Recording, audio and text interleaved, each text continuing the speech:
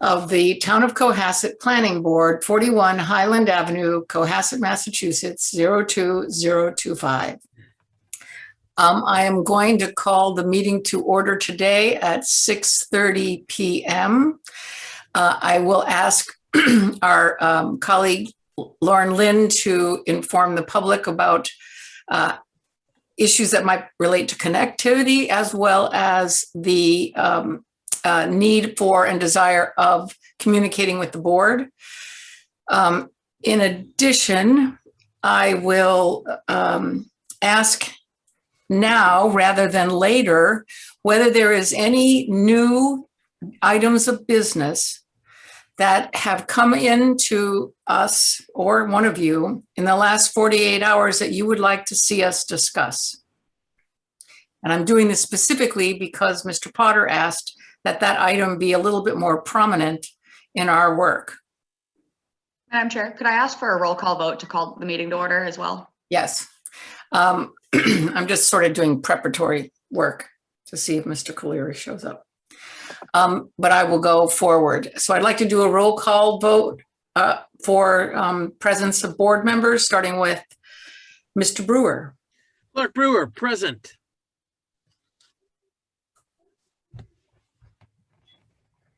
You're up. Mr. Callahan. Oh, sorry. Tom Callahan, present. Mr. Grady. Paul Grady, present. Mr. Potter. Eric, present. Amy Glassmeyer, present. So Ms. Lynn, would you please notify the public how they can engage this meeting? Certainly. So for any members of the public who wish to address the board, we have a question and answer function down at the bottom of the screen. I'm going to pause quickly to promote Paul Colery. So for those who are interested in addressing the board, we ask that you put your name and address into the question and answer function. You can type any comments and questions in there as well. If you would like to address the board directly, when the time is appropriate for public comment, we can promote you so that you can speak to the board. We do ask that all members of the public keep their comments to a 3-minute maximum. Thank you. Mr. Colery, would you please identify yourself by roll call? Hello, Madam Chair. Thank you. It's Paul Colery. Happy to be here. Thank you very much.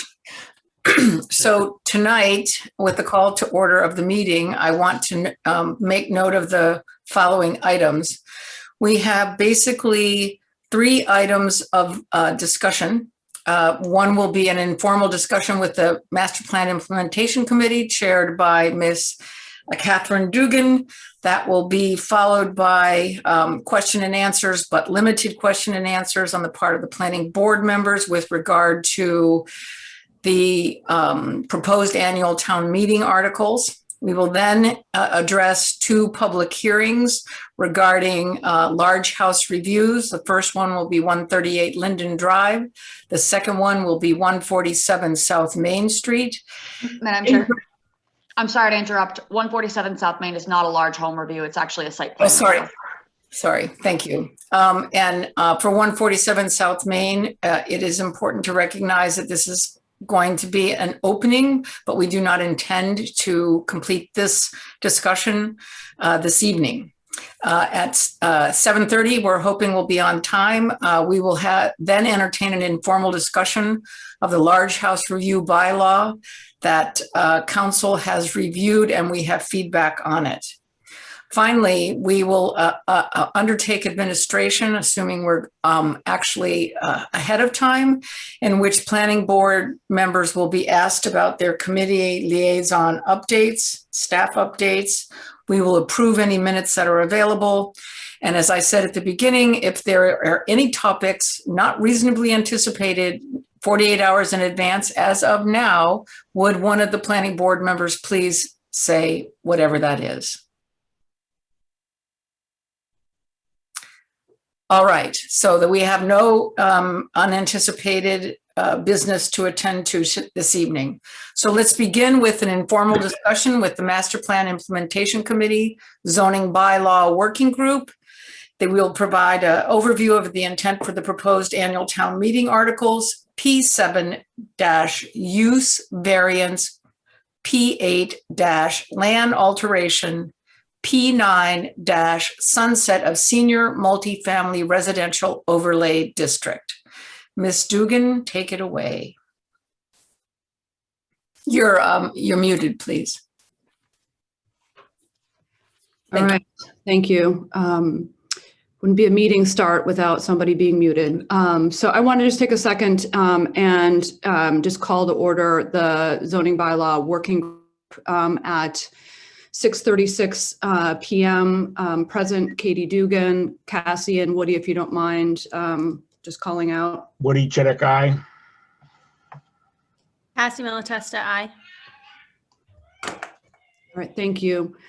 So with that, tonight's intent, as Lauren had indicated to the planning board previously, is really to give you guys just a quick overview of the 3 articles that the zoning bylaw working group put together for annual town meeting that we are presenting to the planning board and recommending to the planning board, that we will continue discussions on both the 24th and the 31st of March as we open and probably continue public hearings on those discussions. So tonight is really meant to give you, as I said, an overview.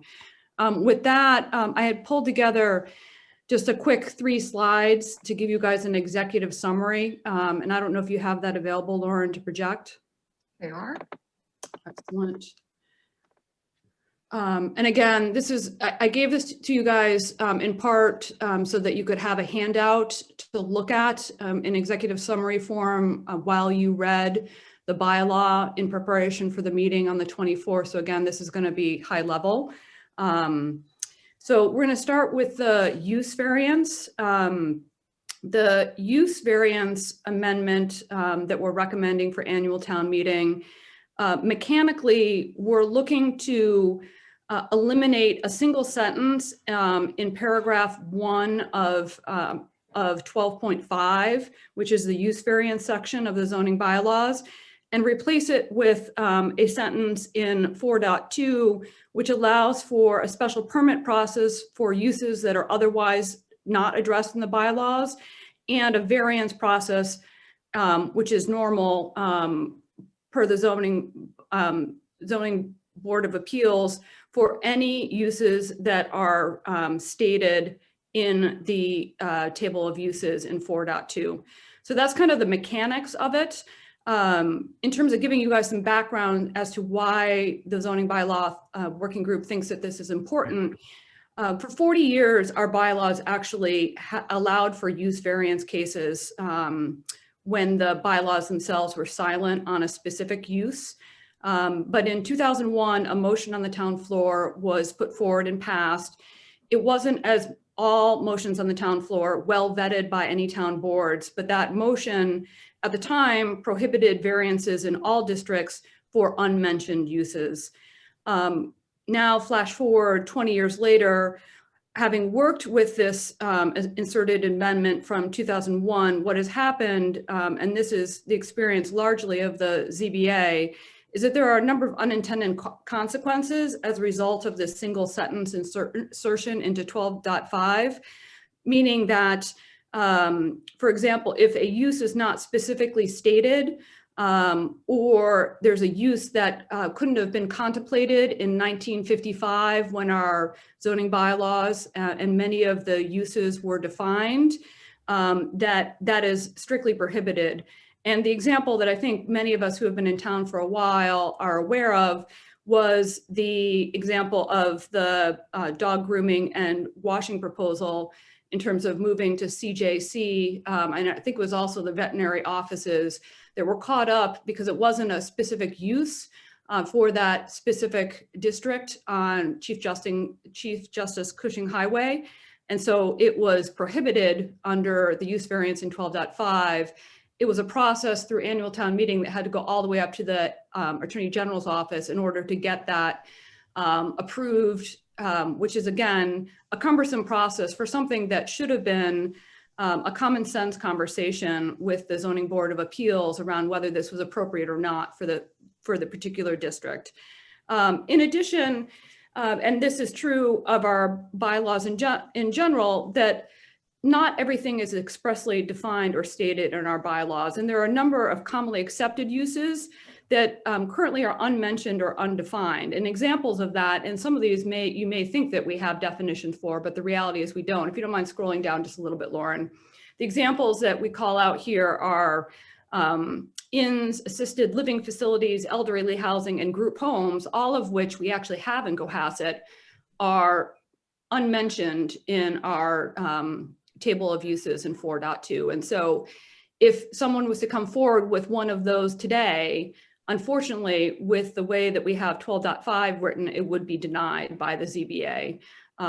So again, what we're looking for here is to put in place a special permit process that would allow for unmentioned uses, like the ones in the example above, for the ZBA to use its best judgment in terms of allowing those particular applications to move forward.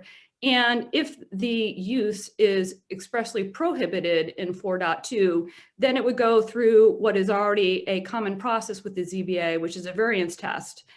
Given the rigor of variance tests and the scrutiny of public hearings that are associated with special permits, we on the zoning bylaw working group feel that this is a comfortable place in terms of resetting the bylaws to allow the ZBA to really work on behalf of the community to use their judgment as it relates to uses and use variances going forward.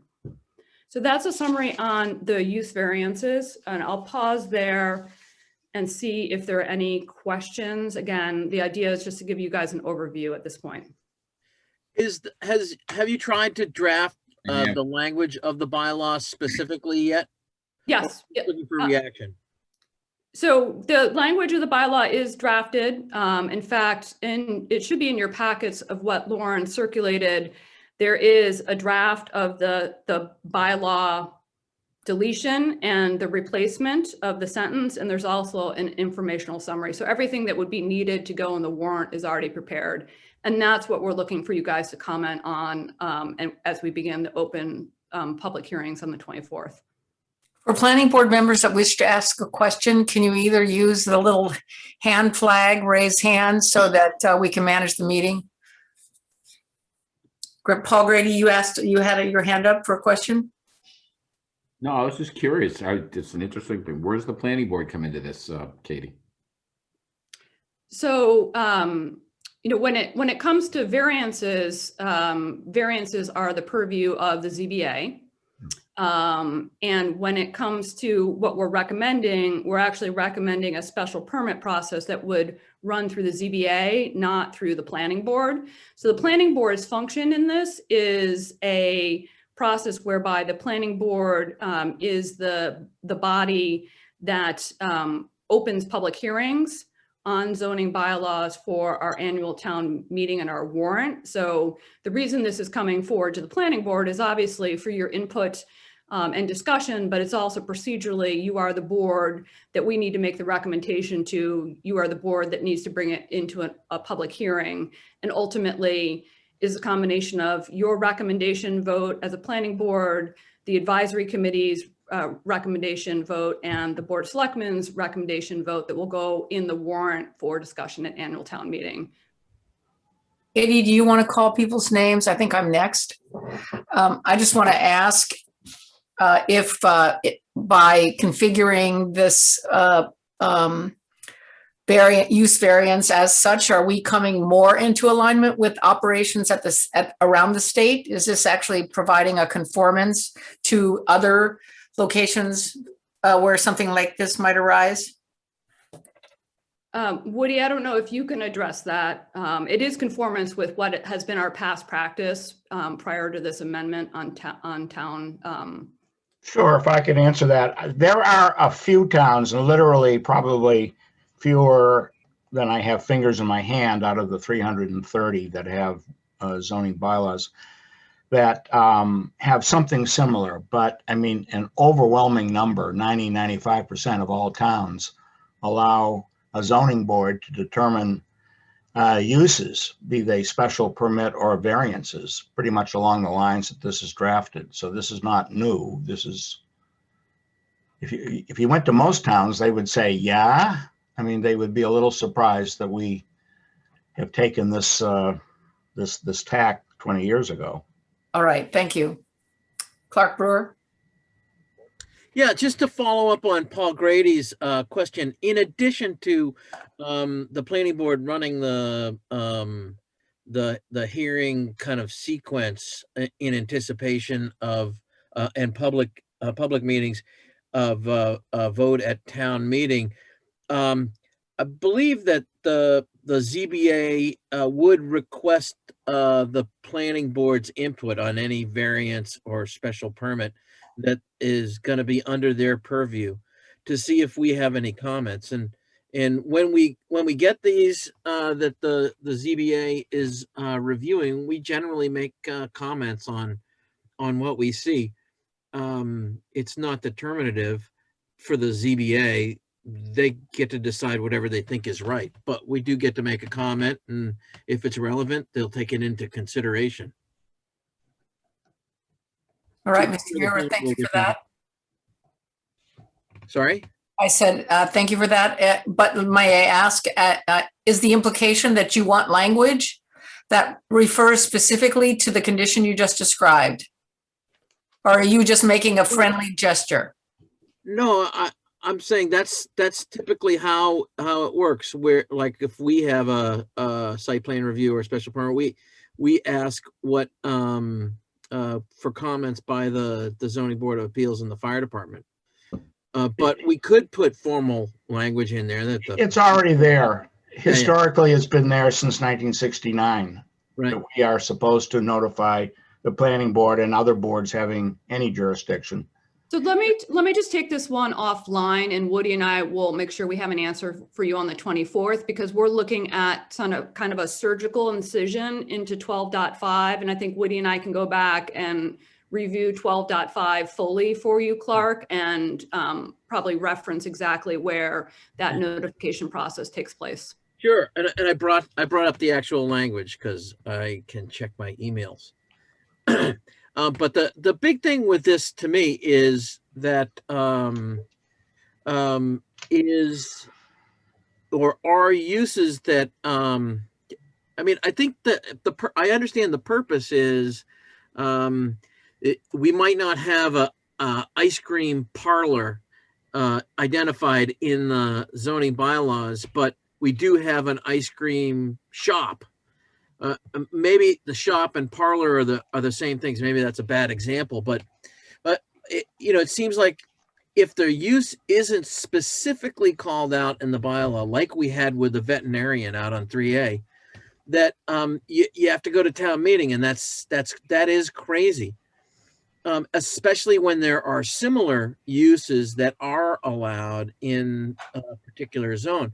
And I guess my concern for the floor of town meeting is the unintended consequence of changing this language. Does it mean that you could put a gas station in a residential district, for example, or a CVS, or is there specific language that says it's got to be similar but not the same to what is included in the table of uses for the specific district? So was Ms. Dugan's recommendation that she and Mr. Chittick go back and clarify further satisfactory to you so we can move on? We want to really try to make this little window of the time we've allocated for this activity. Well, I think I've made my point, so we can move on. Okay. No, listen, I take your 2 points, Clark, and certainly Woody and I can come back with specifics on those. And again, if there are any other questions that the planning board members have on this that you come to mind after you think about it, you can certainly email me, and I'll make sure that the zoning bylaw working group discusses it. We meet next week, or in 2 weeks, excuse me, prior to the 24th. So the next one that I wanted to tee up, if everybody was okay with it, was actually the senior multifamily residential overlay district. Lauren, I was hoping that you could pull that one up. And so this mechanically is a vote to delete Article 16, which is a senior multifamily residential overlay district from the zoning bylaws. Also mechanically, in the warrant itself, when you read it, you'll see that we also have to delete other references in the zoning bylaws. There are in other sections that call out Article 16. So there's 5 or 6 times where we actually have to go through and make, again, some small surgical cuts into the zoning bylaws in order to excise the references to Article 16. Article 16, as I said, is the senior multifamily residential overlay district. It was adopted in 2002. And the most salient feature is that in 19 years, there have been 0 applications utilizing Article 16. In addition to that, an amendment was made in the zoning bylaws to sunset Article 16 in April 2006. However, the sunset provision, which was inserted in 16.1b, created a legal inconsistency because the sunset provision references the fact that Cook Estates at the time was contemplated to be developed under the Article 16, but it was not. So the inconsistency is that the intent was to sunset, but the reference in the sunsetting ties it to the Cook Estates, which was ultimately developed not under Article 16, but Article 10, which is the residential cluster zoning. In addition to the kind of failed sunset provision, there are a couple other things that are happening with the senior multifamily residential overlay district that have just occurred as kind of almost 2 decades have passed. One is that when this overlay was put in place in 2002, it included a restriction in 16.11c, which restricted the total number of multifamily dwellings units in town to 15%. And at the time, there must have been a concern about multifamily dwellings as a category. So there was a cap that unfortunately was inserted in an overlay instead of the general bylaws themselves. And as a result, we now have embedded conflicts as a result of 16.11c, whereby in overlay districts that developed after that, specifically Article 17, which is the transit overlay development district, and Article 22, which is the most recent Harbor Village business overlay district, they actually include exemptions in their overlays from 16.11c. So we've got a conflict there, and in the most recent housing choice legislation, which the town is going to become subject to over the next 12 months as additional guidance is given, that legislation requires by right multifamily zoning, at least in one district, close to the MBTA community. So this whole concept of having a cap on multifamily, unfortunately, kind of conflicts internally with where we've headed as a community, and it is beginning to conflict with where the state is asking communities to go in terms of housing choice legislation. And the importance, just to underscore, of being in compliance relative to housing choice legislation is that if, as a community, we don't reflect the most recent recommendations after a grandfather period, we will no longer be able to apply for Mass Works grants or housing choice grants, which the town relies on heavily in order to be able to do the work of the master plan and other aspects of our planning. And the last thing I would say about why we are recommending at the zoning bylaw working group that this overlay district be sunset is as part of it, we actually are able to clean up some inconsistencies in our zoning bylaws. An example of that is that we actually have 2 different definitions of dwelling, multifamily. And so the definition that's currently in 2.1 references Article 16. So we're going to have to go and change it anyway as a result of the sunsetting process. And so what we're recommending from the zoning bylaw working group is that we use this as an opportunity to actually make our definition of dwelling multifamily match what is already in Article 10, which is the residential cluster overlay district. And then last but not least is just a minor cleanup in that we have in 3.1b a description of all of our overlay districts. And it's currently out of date because it does not include the most recent, which is the Harbor Village Business Overlay District. And as a result of the sunsetting process, we'll obviously need to remove the senior multifamily. So again, this is a recommendation from the zoning bylaw working group to sunset a article that has never been utilized by the community. And the intent per the 2006 amendment made at annual town meeting was to sunset. It just got caught in a legal inconsistency. So I'll pause there and see if there are any questions. Yeah, Paul Grady. Oh, you're on mute. Sorry. You're muted, Paul?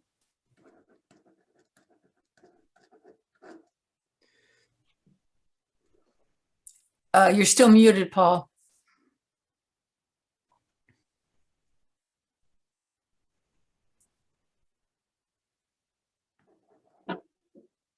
I regret to tell you again, you're muted. Hey, I just want to make a comment while he's unmuting. Okay. This is like the low-hanging fruit. Can I just ask Lauren, can you unmute Paul? Seems like a good thing to do. Oh, there we go. Okay, great. All Thank you. right, I'm muted. Paul Grady. I can't see anybody. Can anybody hear me? We Yeah, can we hear can you see and you. see you. Good. Question. So what zone, if I heard this correctly, so you're looking at sunsetting and allowing the multifamilies in one zone in town? No, so the only thing that the proposed article is doing is sunsetting and removing Article 16.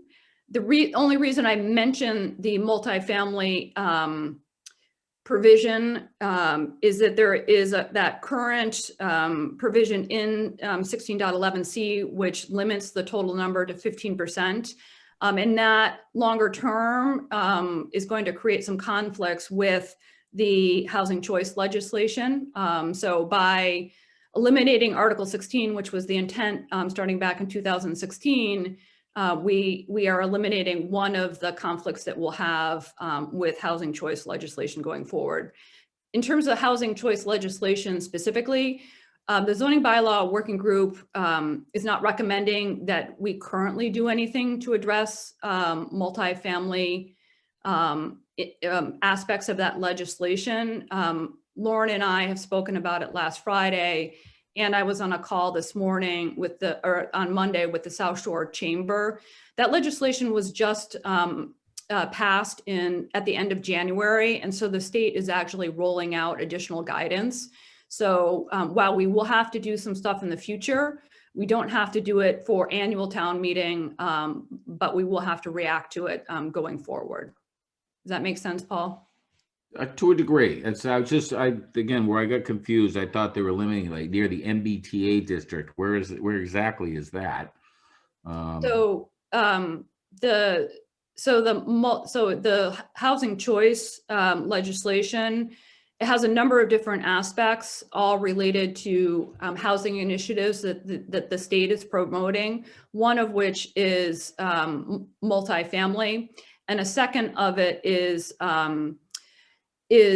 more dense housing in a half a mile radius of MBTA stations. And so there's still guidance that needs to happen, but the legislation, at least that's been what they've unrolled right now, is that they're looking at like a half mile radius around MBTA stations.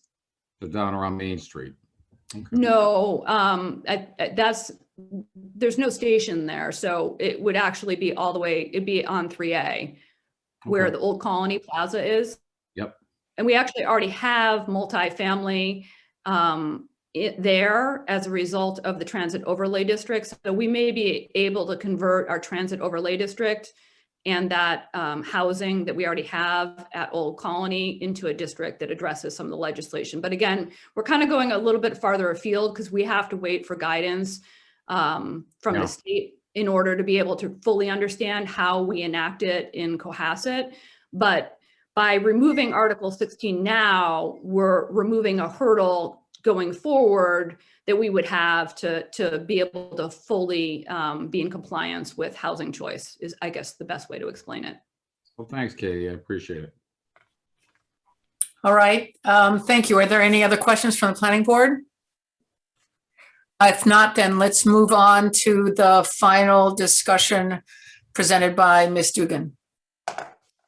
Okay, so last but not least, and again, I have a feeling that this one is going to be the one that we spend the most time on in our public hearings. And I'm sure I'm not going to be able to get to all of your questions tonight, but it'll be good for you guys to understand at a high level what we're recommending here in terms of land alteration. I mean, also kind of test you guys in terms of seeing what questions or reactions you might have.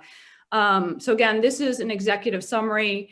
All the details are in your packet in terms of the actual proposed bylaw language itself, along with the informational summary.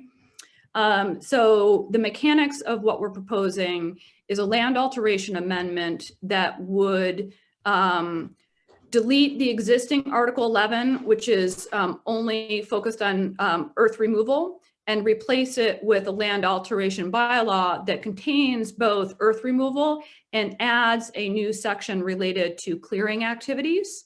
So the mechanics of this, again, are basically a complete overhaul or a major addition to Article 11, the existing one in the zoning bylaws. In terms of the history behind this, I think most of the people on the planning board are aware that land alteration bylaw, there is a history in Cohasset. There was a bylaw that was proposed at annual town meeting in 2017, along with a bylaw that was proposed last spring by the Open Space and Rec Committee that got postponed in terms of COVID. The zoning bylaw working group looked at both those 2017 versions and the 2020 versions. And we also reflected on them more broadly, given that the master plan, which is governing the work of the zoning bylaw working group, it articulates the goal of establishing a land management program in the historical and cultural chapter strategy 2.3. So again, this is reflecting the master plan and the input that we got from the community as part of that process. In addition to kind of the history and the master plan background, the zoning bylaw working group completed its own additional research in thinking about how to move this potential bylaw forward. We had discussions with the master plan, or the MAPC and the Cape Cod Commission, which are two planning organizations, to get an understanding of how similar land alteration bylaws have evolved in other communities in Massachusetts. We did detailed benchmarking on similar land alteration bylaws in 9 Massachusetts communities. And we went through the exercise of documenting the examples that we could gather of 15 examples of land alteration in the last, call it 5 or 6 years. And from that, we put together the memo that we sent to the planning board that kind of lists out of those 15 examples, the 7 that were current or past development, and the 8 that are kind of considered future development. And what we learned from the exercise is that from the 15 examples, 70% of those examples came through the development of a truly raw piece of land, so undeveloped land. And the other 30% of the examples were land alteration that either took place or is going to take place on a redevelopment of a larger residential parcel, so the subdivision of a larger parcel. The bylaw itself that we're proposing has a new section, which is called clearing activities, and that is section 11.2. This is new language, and it looks at clearing activities and prohibiting them in excess of thresholds stated in the bylaw. That would be 70% for residential zones and 85% for commercial zones. And the only thing that is subject to a special permit, and that would be a special permit through the planning board, are cases in which the applicant wants to do clearing activities on their sites in excess of the threshold. So above 70% for residential and above 85% for commercial. Again, the other major distinction that this version of the land alteration bylaw that's being proposed by the zoning bylaw working group this spring is that we are restricting those clearing activities to undeveloped lots, and we've defined that using property type classification codes that are mandated by the state, and again, focusing that on undeveloped lots. And then in the case of residential lots, we're only focusing it on those residential lots, i.e. Land Use Code 101, that are being subdivided or reconfigured into multiple lots. So not a single parcel that is owned, but rather the redevelopment of a larger parcel. And again, we're looking to prohibit clearing activities in excess of 70%. In terms of the next major section in the land alteration bylaw, that is the other land alteration activities, which encompasses earth removal. 11.3 is basically the same language that is in Article 11 today as it relates to earth removal.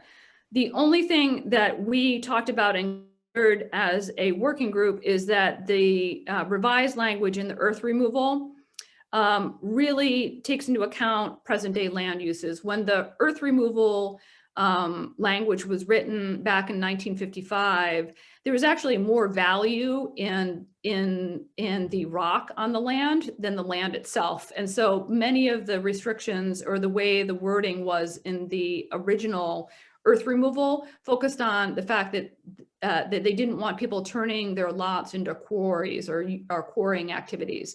Today, land is so valuable in Cohasset that no one's going to turn their backyard into a quarrying activity. But again, the earth removal activities still hold true.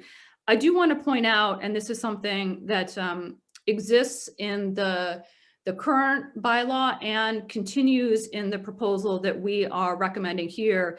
This does not restrict earth removal when it's connected with lawful construction of a building. So if there is earth removal associated with a valid building permit, special permit, or stormwater bylaw permit, that is still allowed. It's the earth removal when there's not an associated permit from the town where the restrictions could kick in. And then last but not least, there were two important aspects that we felt needed to get considered in the land alteration bylaw.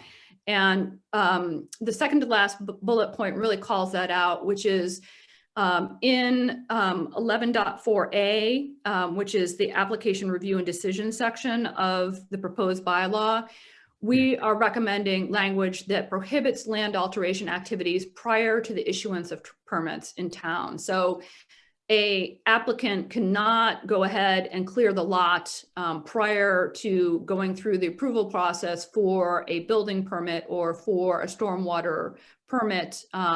They may, after receiving permits for building stormwater, continue with those land alteration activities, provided that they are underneath the thresholds described in 11.2 related to clearing activities. If they're above or they're contemplating doing above the thresholds in 11.2, then it would require a special permit from the planning board. But again, one of the things that we've seen the community react to recently is that the clear cutting happens and the applicant is just going through the process with the permitting board. So this prohibition stops that until all the permits are in place, and then the land alteration activities can occur. And then last but not least, one of the things that was made clear in the open space and rec plan that was approved by the Board of Selectmen in the town in 2019 and was continued in the master plan itself is that there was a desire by the Open Space and Rec Committee to have more input in decisions as it relates to open space in town. So one of the things that we inserted in 11.4D was just a notification requirement when a special permit under 11.2 was going to be applied for, that the Open Space and Rec Committee be notified of the clearing activity special permit. So if they felt the need to comment, they could submit comments as a standing committee. But again, this is just a notification clause. And again, it reflects the spirit in which some of the goals in the open space and rec plan and also the master plan were envisioned relative to conservation and the preservation of open space in town. So with that, I will pause. And as I said, I think there's going to be a lot of questions and discussions on this, but I wanted to give everybody just the broad brush overview of what the land alteration bylaw that we're currently bringing forward to you reflects. I'm just going to make a few comments about managing time at 7:11, and I'm really happy to have any one of the planning board members make comments. If you think your comment could be duplicative of what someone else has said, we'd really appreciate it if you would hold it, and we can address it in other venues. Otherwise, planning board members, please raise your hand and I'll call on you individually. Clark Brewer. Yeah, just a quick comment. You know, I'd like to see this incorporate the carrot and the stick approach, where there could be some benefits to a particular landowner for preservation, and that there are other communities that do things like allow certain type of trees to be protected. It seems like we could do the same with certain size pieces of ledge, and I think that was what Tom had talked about a while back. But you know, if a large piece of ledge gets preserved, as opposed to just going through the motions of review, that there may be some zoning relief that makes sense for providing that preservation and not destroying that intrinsic element. Just So- something to think about as you're working through the. Okay, well, just to be clear, we are not specifically addressing ledge protection in this version of land alteration. In previous versions, there had been additional sections related to ledge removal and grading.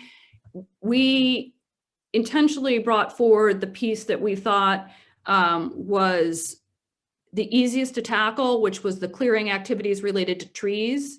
When it comes to ledge, I mean, to be honest, there's, while there is language that we've seen in the past in 2017, we haven't completed our look in terms of successful examples of that in other communities. In fact, I found more examples of where ledge removal became a sticking point at annual town meetings. So what we're proposing here is a framework which ledge removal could be inserted to in the future. But in terms of the concept, that is not in this version of the bylaw. It's directly related to clearing activities, which is trees and earth removal, which again, doesn't specifically address ledge outcroppings as a.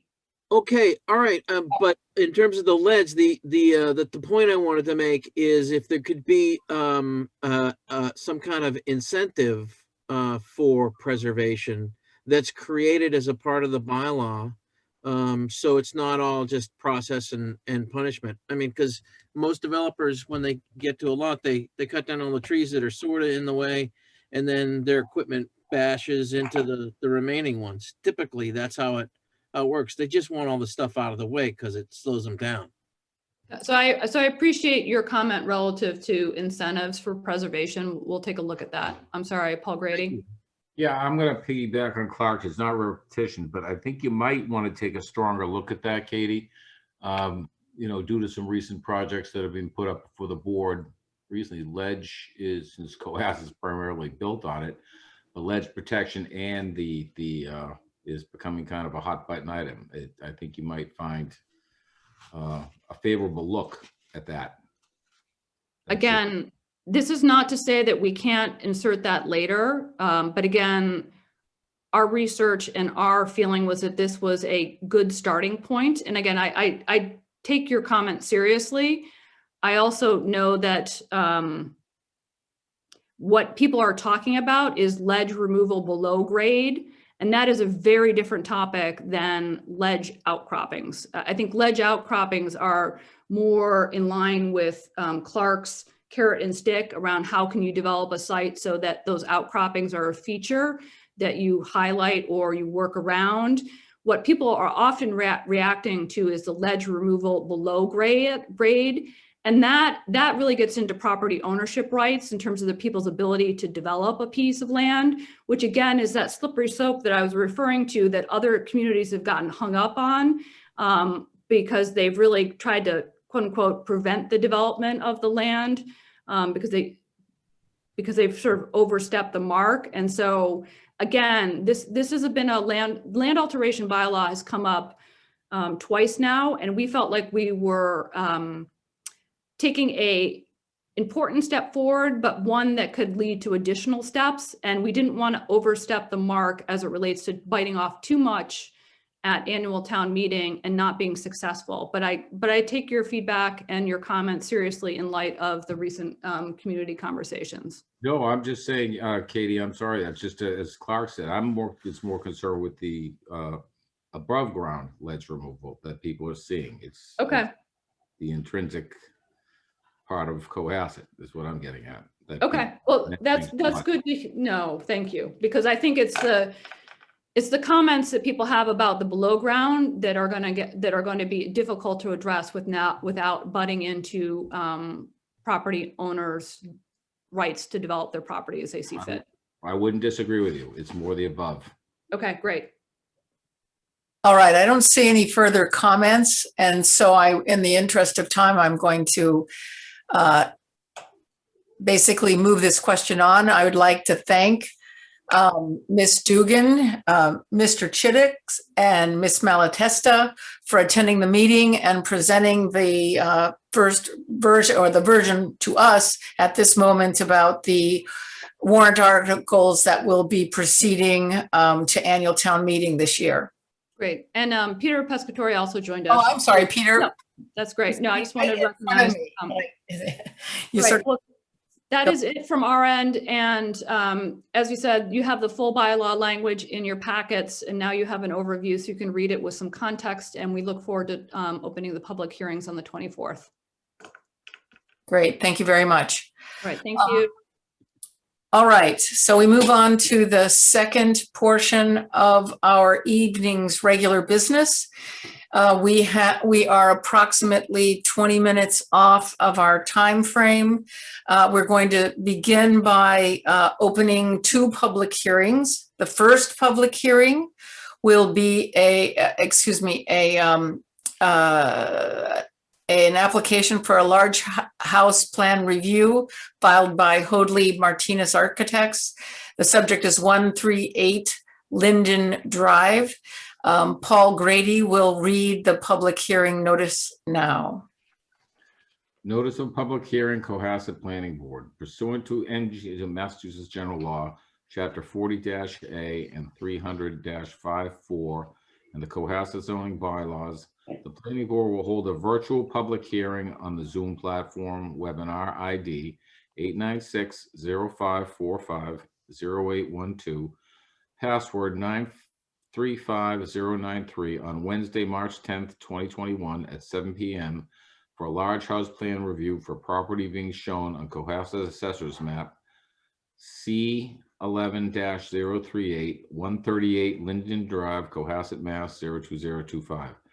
The application is for the expansion of an existing single-family home for a new total RGFA 4,225 square foot single-family residence. The applicant is submitted by Hoadley Martinez Architects. A copy of the application, plans, and accompanying documents are on file in the town clerk's office at Cohasset Town Hall, 41 Highland Avenue, with our office hours of Monday, Wednesday, Thursday, 8:30 a.m. to 4:30 p.m., Tuesday, 8:30 a.m. to 7 p.m., and Friday, 8:30 a.m. to 1 p.m. Electronic copies of said applications can be obtained by contacting Planning Director Lauren Lind via email at llind@cohassetmass.org. Any person interested or wishing to be heard on the applications should access the virtual meeting at the time designated.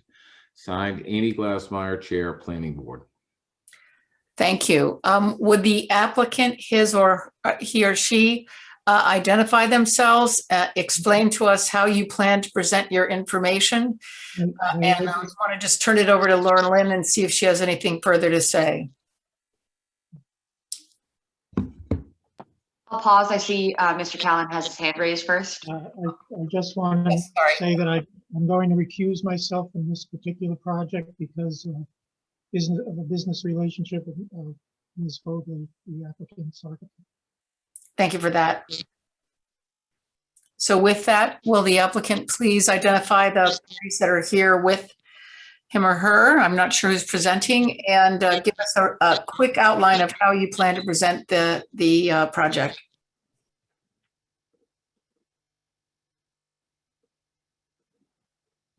Madam Chair, Susan Hoadley from Hoadley Martinez Architects is here, as well as the applicant residents Jamie and Eric Cunane.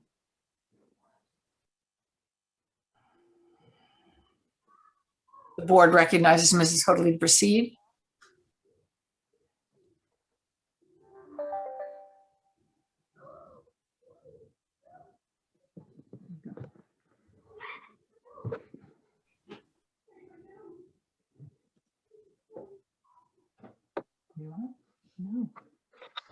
I see Ms. Hoadley has her hand raised. I believe this phone number may be her. If Ms. Hoadley, if you're calling in, if you could press *6 to unmute yourself.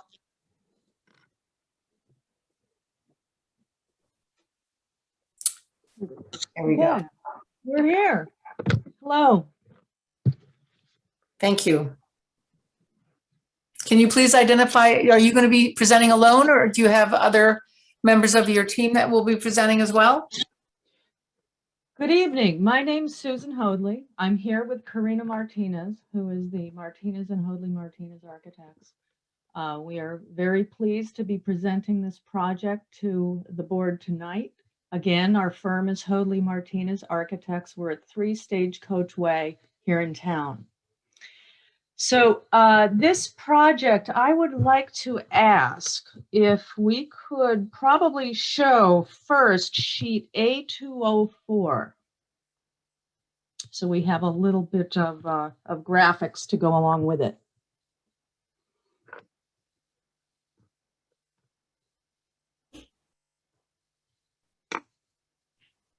While that's coming up, I can start the introduction.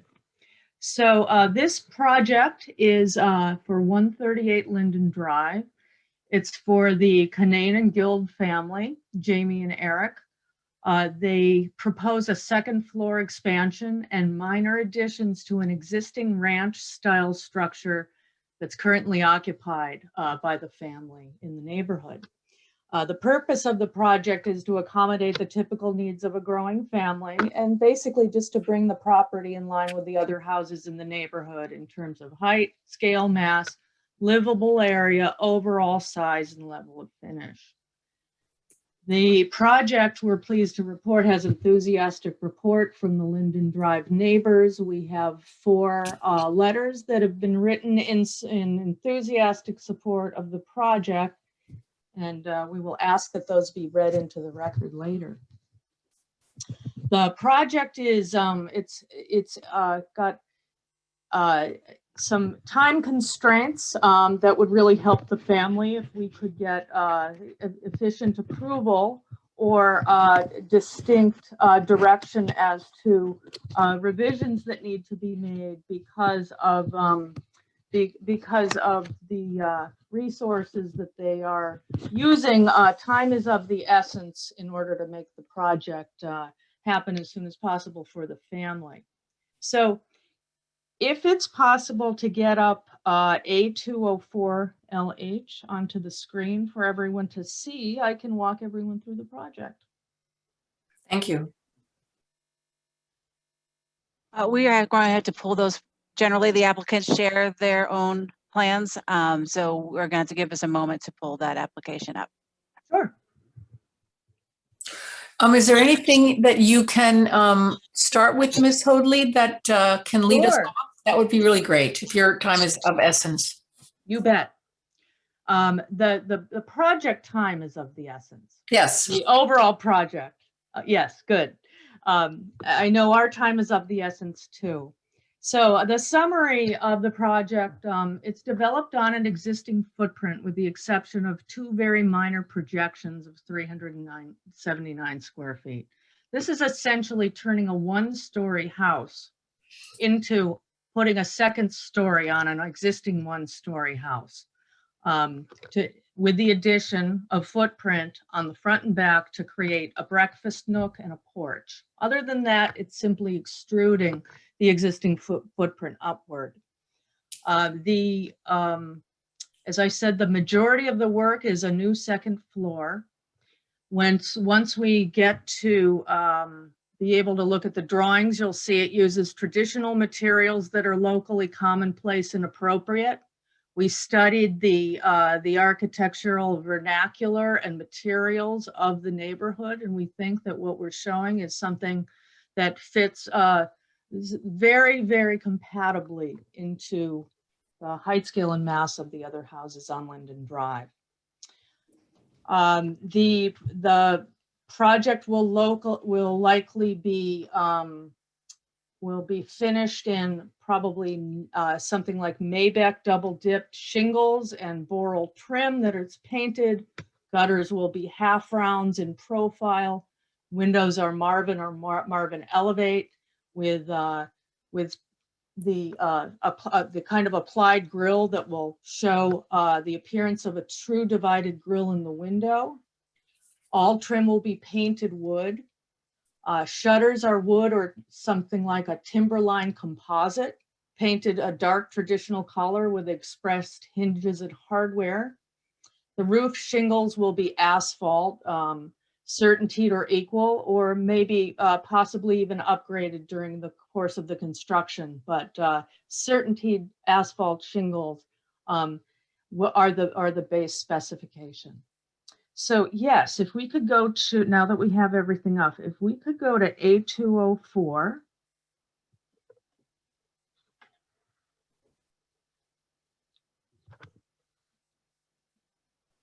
There it is. So this is the diagram that shows in gray the first floor, and the light peach color shows the additional construction that's being proposed. The landscape, the alterations include a reconfigured level 1, as you can see, which the only addition to that level is the porch and the breakfast nook in the back. Because there's no basement to work with, the attic areas have to serve as storage and provide utility areas typically contained in a lower level, but this isn't available to us. There is strategic reinforcement and shoring at the foundation to accommodate loading from the new level 2. And the only impervious roof area that's being added to the rear is the breakfast nook, and the only impervious roof area that's happening on the front elevation is the porch. So together, those two additional additions of impervious area only come to 379 square feet. So we don't trigger any kind of conservation review. The landscape alterations are very minimal. Landscape maintenance will be performed during the course of the construction process, but no notable landscape alterations are being proposed as part of this project. Foundation plantings will be introduced to the areas where excavation and backfill are necessary to install foundation reinforcement, and no paving, circulation paths, patios, or hardscape is being proposed under this contract. The exterior lighting is very important to this team. All of the landscape lighting will be affixed to the building, and new lighting will be dark sky compliant or oriented downward where possible to avoid excessive light pollution or spill. The entry lighting will be recessed in the porch ceiling with minimal decorative entry fixtures, again, to avoid light spill.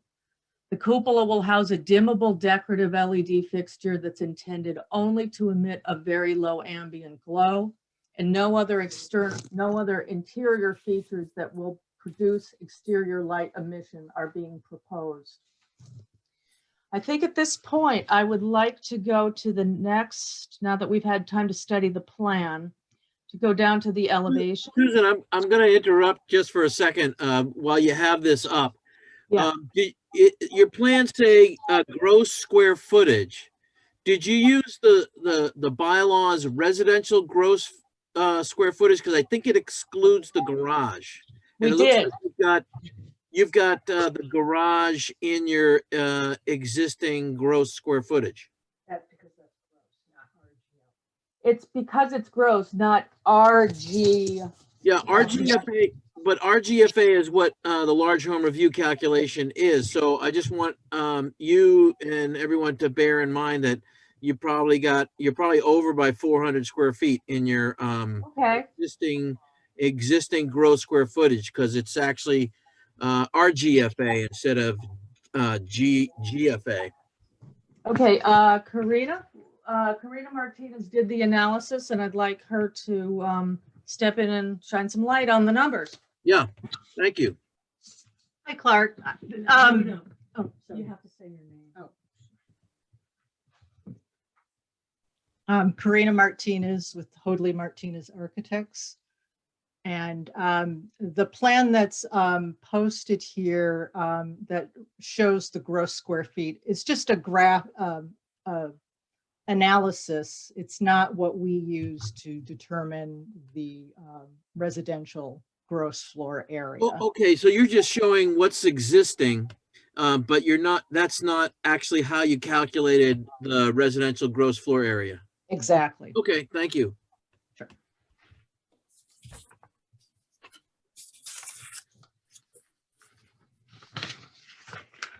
Okay, good. So on to the next drawing to look at, which is the similar diagram to the plans. It's a set of elevations. It should be noted as drawing A203 LH, probably.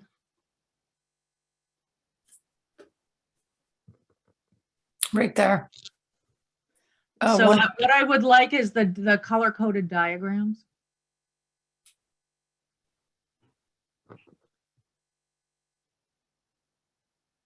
There they are, right at the bottom. Yep. Beautiful. That's it.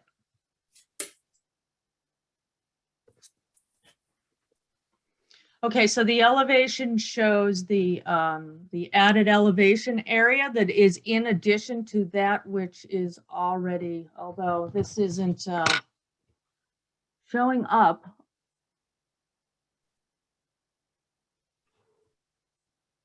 So yes, it does show the existing to added elevation areas of the project in elevation on all sides. The larger elevations show more detail, but these are the counterparts to those diagrams that we provided in plan.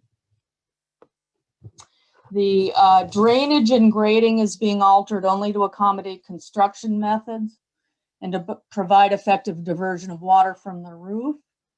And with this newly installed drainage system serving this nearly equivalent footprint, it's expected that stormwater runoff will not really increase from the property. The height of the roof, of the peak of the tallest of the tallest slope in the center there, is 35 to the top, and it's actually 25'7" from the midpoint of the tallest roof from from level 0. So we actually fall squarely within, if not significantly below, what zoning will allow for height restrictions. And finally, I would like to call the committee's attention to the context of Linden Drive in the form of photographs on drawing A205. Yeah, you were down there. It's all the way at the bottom, Jen.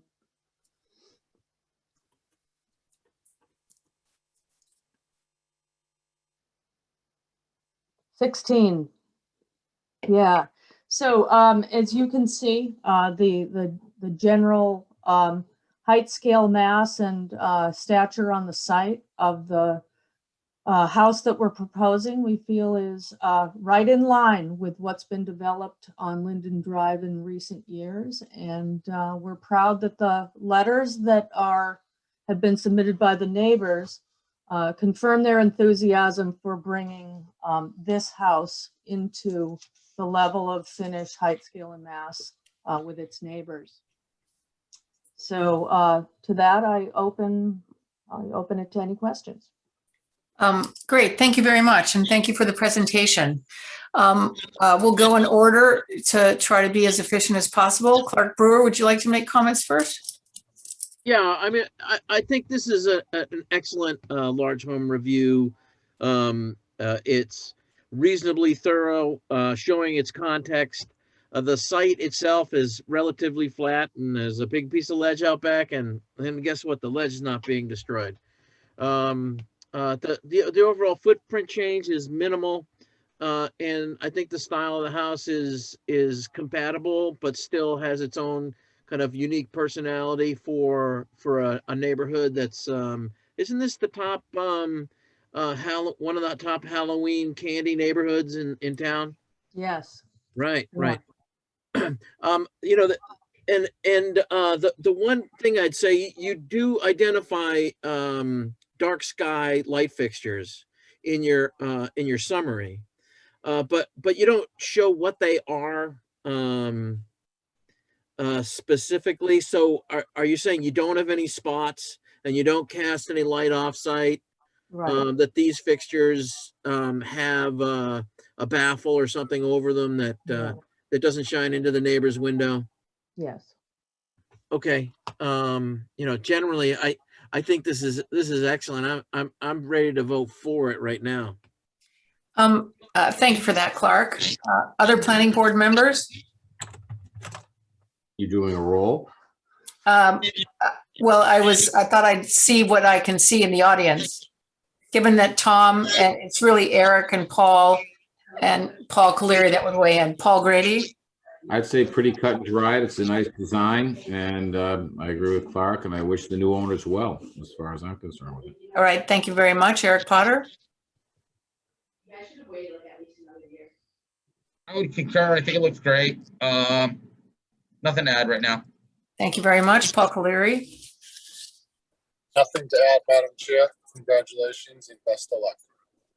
Great, thank you. I just have one comment, Ms. Hoadley, for the sake of having a complete file on record, if you wouldn't mind filing a lighting plan, which is what we would expect, that would be very helpful. And I'm glad to hear about the fact that you're not going to be burdened with undertaking landscape, but you might have some note somewhere that indicates such that the landscape isn't going to change, because we typically make comments on landscape as well. And so we're trying to get our information in conformance, and this is a good project to be able to do that with. All right, well, since I think everybody's weighed in, I'd like to ask for a motion. Clark Brewer? Oh, wait a minute. Jen Oram has a question. Oh, sorry, I didn't see that. Thank you. Lynn might have a postlude for us. Lauren is having, we both are having issues with Wi-Fi in Situate. Just letting you know that there was nobody speaking in the chat. There's no Q&A. And then if Miss Hoadley could name the people who sent in letters, that will be enough to get them in the record, and then she can send them. We have those. Okay.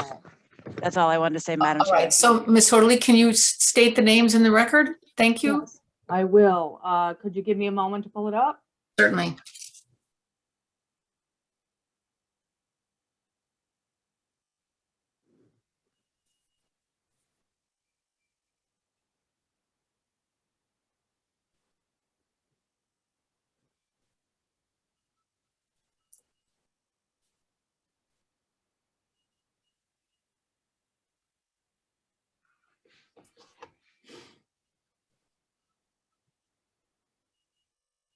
Well, I do know, may I call on a member of the audience, the owners who have You that may list? absolutely do that, please. Okay, it's Eric Canane and Jamie Guild. They might be under Connor Canane. The letters of support that were written in were from the Driscoll family of 141 Linden Drive, the Griffin family of 70 Linden Drive, the Krasnick family of 30 Rustic Drive, and the Chisholm family of 64 Linden Drive. Great, thank you very much. That completes the record. Thank you. Jen, would you like to say something further? We do have some questions in the Q&A. All right, can you please call on the attendees? So these are just comments so that the applicants can address them. It says that on the site plan, the proposed roof line on the west facing side encroaches on the side setback 18.4 feet. Does that require a variance or special permit? Kathleen Griffin, we are neighbors behind the property on Rustic Drive and we are enthusiastic to support the project. Good luck, Kathleen and James Griffin. The first comment was from Andrew Gorman. He just put in, he owns 31 and 32 Windy Hill and has questions on that rear. I'm not sure if that's an existing nonconformance or what, so I think that's his question. Could you hold on one sec? Sure.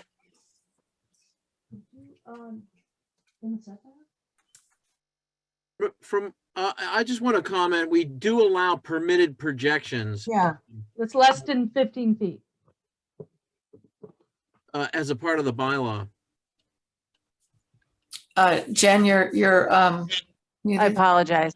So it's one of those 15 feet at the midpoint from the side setback. Yes, it's less than 15 feet high.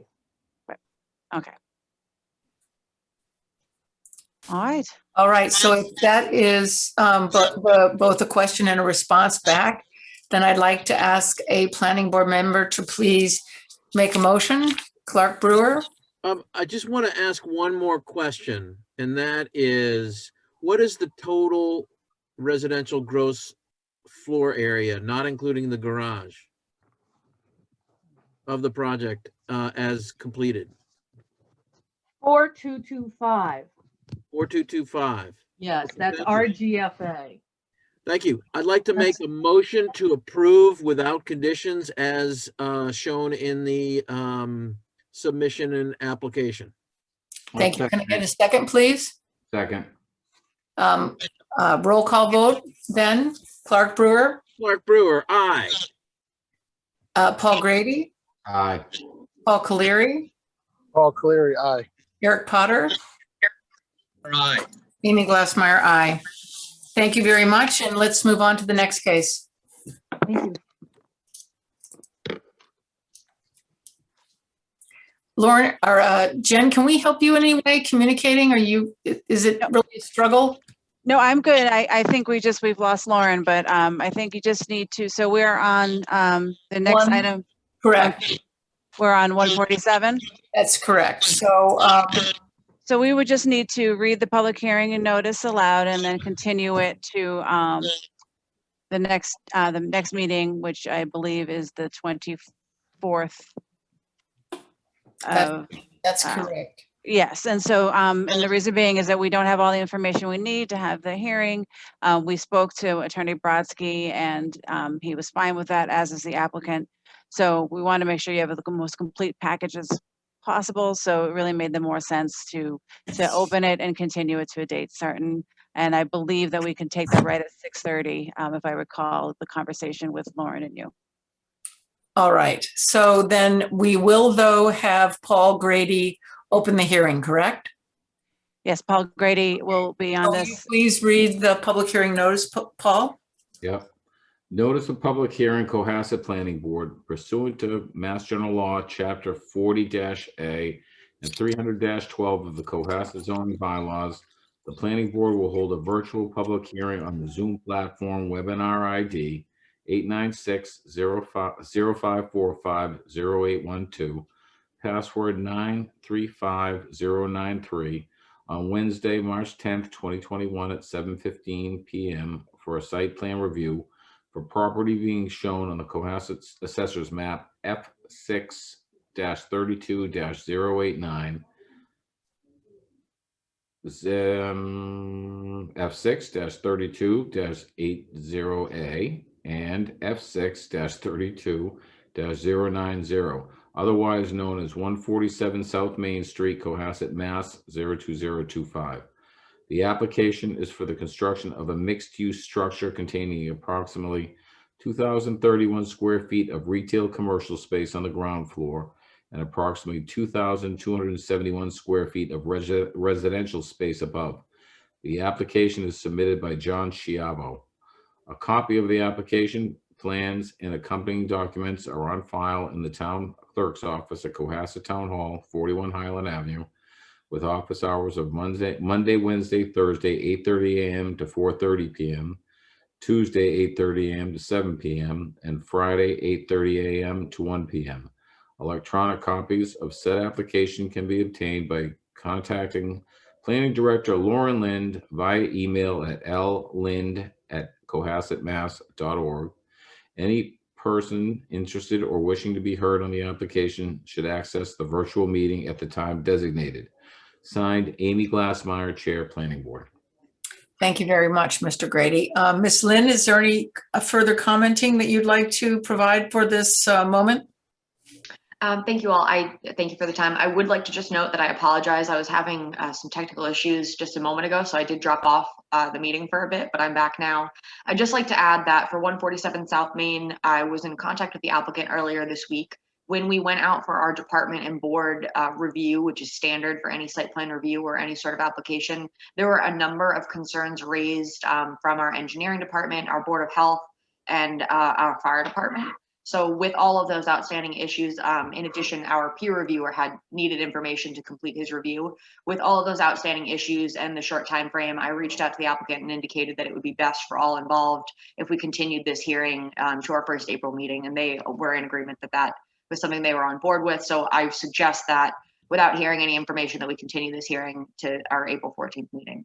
All right, thank you. Mark Brewer. What time on April 14th? 6:30 p.m. Okay, I'll make a motion to continue this public hearing. I'll second it. April 14th at 6:30. All right, roll call vote, please. Clark Brewer. You second? Sorry, he seconded it already. Yep. Clark Brewer, aye. Tom Callahan. Aye. Paul Grady. Aye. Eric Potter. Eric Potter, aye. Amy Glassmeyer, aye. Thank you very much. This will be continued to the 24th of March. Lauren Lynn, please. Wait, it's the 14th of April, right? Oh, Yes. sorry, I got it wrong. Yes. That was my fault. Technical difficulties this evening. I apologize. In the future, we're going to get there. I know. All right, great. Thank you very much. We are now at 3:49. Our original plan was to begin an informal discussion about the large house review bylaw. And Tom Callahan is basically just going to update us on the conversations that have taken place with regard to the bylaw as it was originally presented to council. And this is not meant to be an elaborate discussion. This is just a point of information. We will be taking up large house review related issues in the future.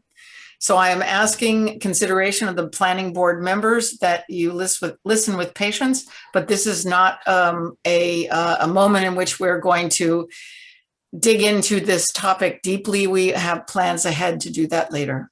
No major discussion. Thank you. Mr. Callahan, please proceed.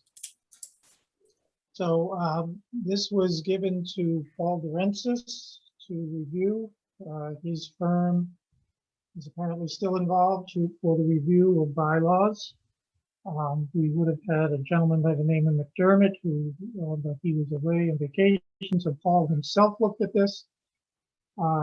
He sent the emails that I distributed to everyone, and then he and I had a subsequent conversation over the weekend as a follow-up to those emails. And basically, he's recommending against doing this as site plan review for a number of reasons.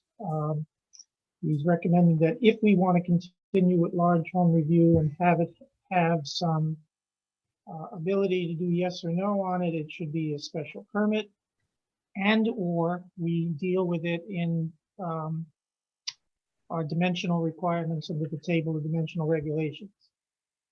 In the zoning working group, we are looking at all of that, doing an intense study about how to regulate house size and bulk.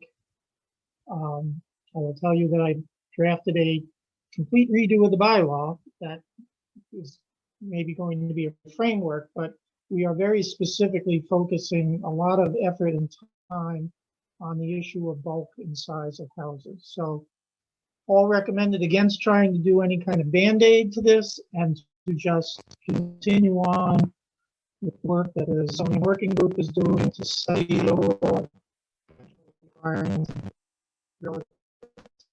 Mr. Callahan, your voice is starting to break up. If you turn off your video, I think you'll be doing better. Yes, because my internet connection sucks here right now. Sorry. There we go. Let's see. So that's it. It's just basically the Band-Aid approach won't work. Just keep studying what we're doing in the zoning working group for possible change in the future. In the meantime, we muddled through with the bylaw as it's written. All right. Thank you very much. In the interest of time, thank you for that report, and we will stay on top of this going forward, and we appreciate the work of the Master Plan Implementation Committee in attempting to address this issue. I'm now going to move on to administrative matters, and I would like to ask individual planning board members to provide limited comments on their committee liaison activities, starting with Mr. Brewer. I missed the last Elm Street working group, so I have nothing to report. Okay, thank you. I've already communicated with Ms. Lind, and she's willing to report for you. Thank you.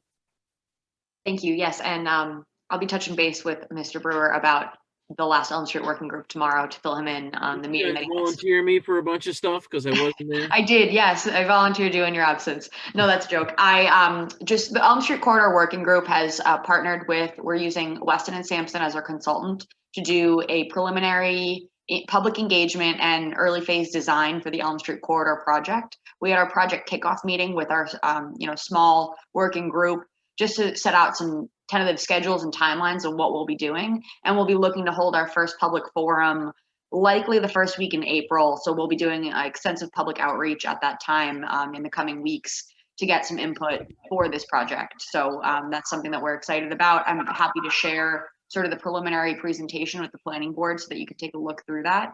And we will be sort of relying on all of you to aid us with, getting the word out. We're gonna go through our typical public channels, our website. We'll be, try and tap into the neighborhood as best we can, but the more public input we can get into this, the better. Great, thank you. That's a very nice summary. And thank you, Clark Brewer, for the work that you do on this. I know this is a time-consuming activity. Mr. Colery, would you please report on your 2 committees? Oh, so much going on, so much going on. Where do you begin? No, I think I've been present for most of Katie's meetings, on that zoning bylaw working group as well, and they're doing really good work, working with Peter Pescatore and Jack Creighton on looking at some of the districts that incorporate, like around the harbor waterfront districts. As you are all aware, Woody put together a list of about 140 parcels, and and within those 140 parcels, there's probably 8 different zoning districts. And so they're just trying to clean up that bit of the corridor within Cohasset as it relates to houses in and around the harbor, which would bring like Whitehead from Whitehead all the way to Otis. So we are working on cleaning up some of that language and simplifying those districts.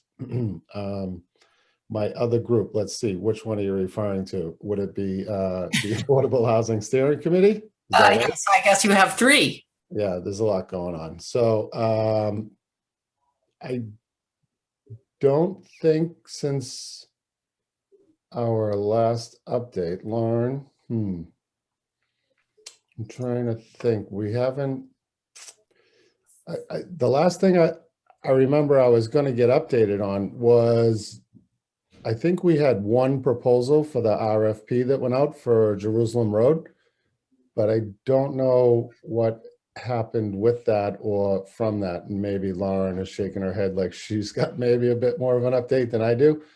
I believe it was on the last meeting, but I'm sorry, Madam Chair. I just don't remember what that update was and if that was awarded. I don't think it was. Maybe I think it was from Habitat for Humanity. Habitat for Humanity. Thank you. But I feel like there was some other discussions around that multifamily. It was joining that lot and parcel. So there was some talks about that, but I don't know that I ever got an update from whether that was an acquisition or they entertained selling it to. And the Affordable Housing Steering Committee would have been the committee that would have been responsible with acquiring that. And I don't know if that happened. So I think Lauren would know more than I. Thank you. Yes, I can provide a little bit more information. That there was discussion about in a budding property potential for, it was for sale, and by the time the conversation had taken place, it was already under agreement. And then when the RFP review committee met to review the bids, there was only one bid received by Habitat for Humanity, and the group elected to award the bid to Habitat for Humanity. They their proposal put forth it's a duplex, 2 homeownership units. They were very thoughtfully planned out, and the architecture, they took a look at sort of what was the flavor of Cohasset, and that's what their project is going for. So there'll be at some point there will be come to fruition 2 affordable units on that site. So that's exciting news for the town. It's sort of the first creation of units that the Affordable Housing Steering Committee has seen in several years. Great, thank you very much. With that drama as a backdrop, Mr. Colery, could you refer us to your 3rd committee? No, I think that wrapped me up. Okay, that's good. You made it sound, I thought maybe you'd taken one on, another one. No, there's others that I attend, but it has nothing to do with I see. Okay, well, that's quite good of you. Mr. Callahan, he's going for the top number, as you see. I'm now on 4 others. All right. So if you can report. You're up to date on the Master Plan Implementation Committee and the Zoning Working Group. The Open Space Committee couldn't get a quorum last night. The only thing I think of interest is there was knocking around the idea of redeveloping Wadley Park, where Jerusalem and the bottom of Forest Ave meet as you're going into Hull. I guess the Cohasset 250 committee had come up with that idea, but that idea is dead. There's too many conservation issues there to discuss redevelopment in the way it was being discussed. So that'll stay the way it is. Monday night, I participated in my first Community Preservation Committee meeting.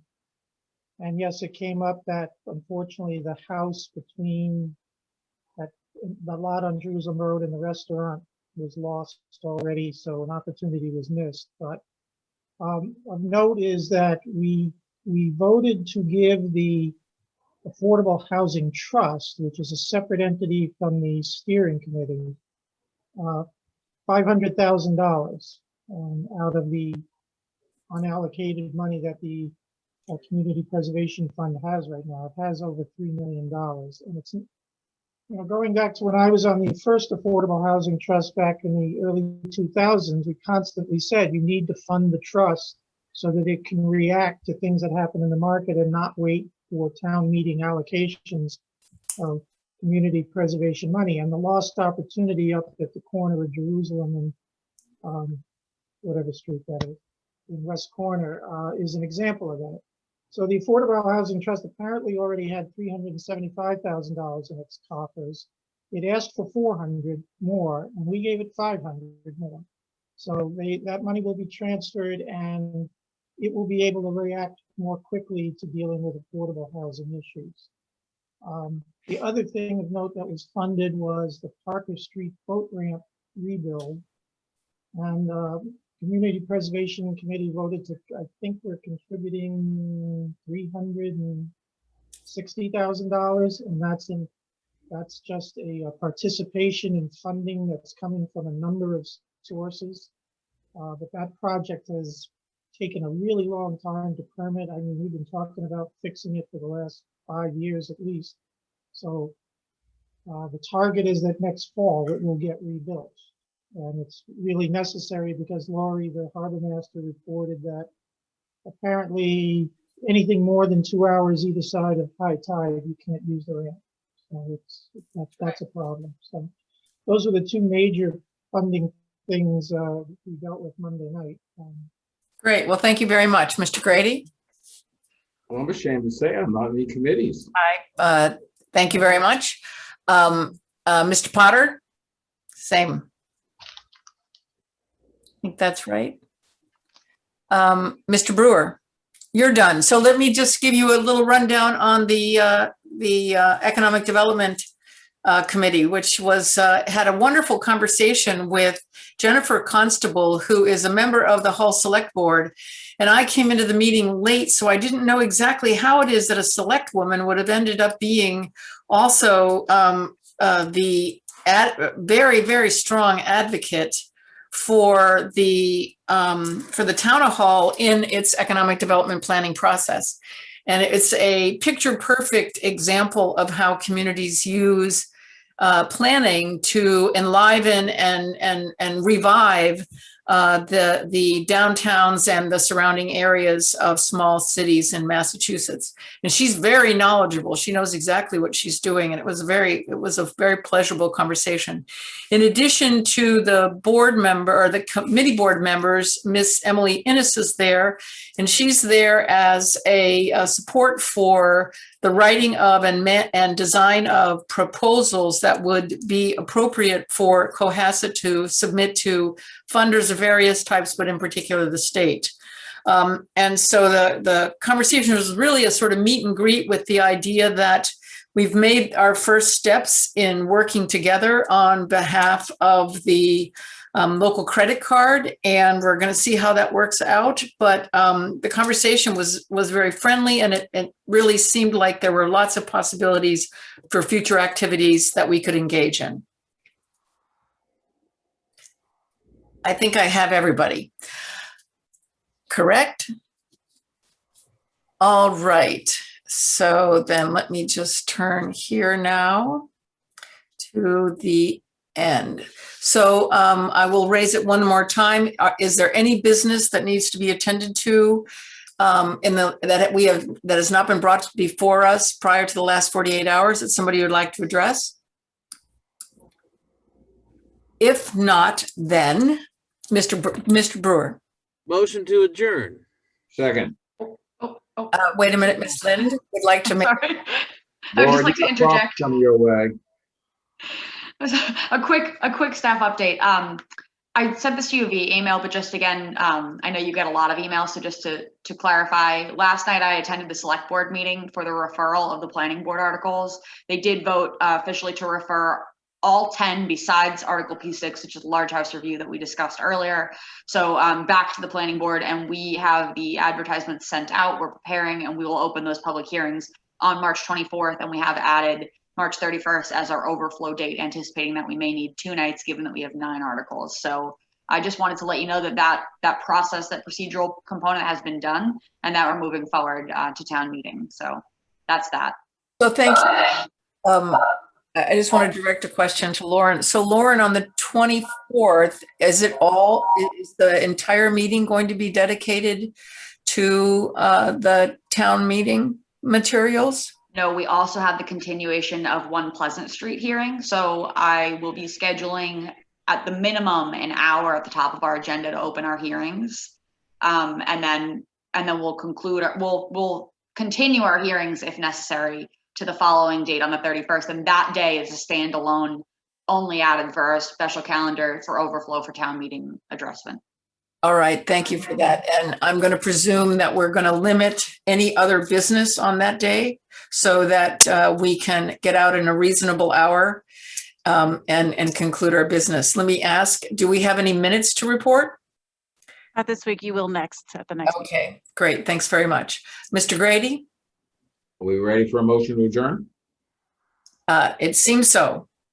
Motion to adjourn. Mr. Brewer? Can I get a voice vote, please? Clark Brewer, aye. Thank you. Mr. Callahan. Callahan? Aye. Mr. Colery? Sorry. Paul Caleri, aye. Mr. Potter? Eric Potter, aye. Amy Glassmeyer, thank you very much. The meeting of the 10th of March has been concluded successful time. See you next time. Bye. Bye. Thank you, everybody. Good night.